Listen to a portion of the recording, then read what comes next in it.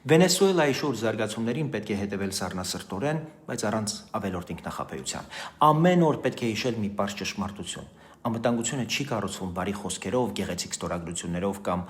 ռազմավարական գործընկերություն կոչվող դեկլարացիաներով, հայտարարություններով։ Երբ ճգնաժամը վրա է հասնում, ոչ մի թուղթ քեզ չի օգնի։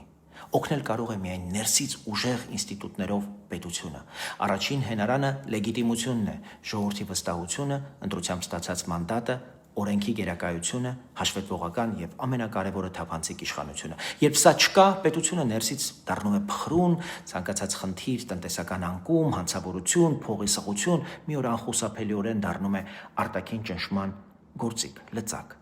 Երկրորդ հենարանը իհարկե տնտեսությունն է, աղքատ ու կախյալ պետությանը միշտ հեշտ է ճնշել, առնել, շանտաժի ենթարկել։ Եվ երրորդը իհարկե գործընկերներն են, որոնք ոչ թե պահի թելադրանքով են դարձել գործընկեր, այլ արժեքների վրա։ Մեզ պետք են կապեր, որտեղ կան հստակ կանոններ, փոխադարձ պարտավորություններ ու պատասխանատվություն, որպեսզի առաջին վտանգի պահին հարաբերությունը չցրվի ուղղակի լուսանկարի ու կարգախոսի նման։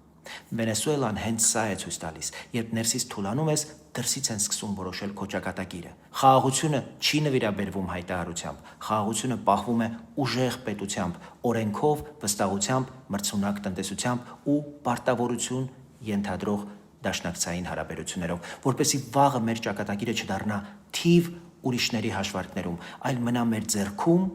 Երևանում։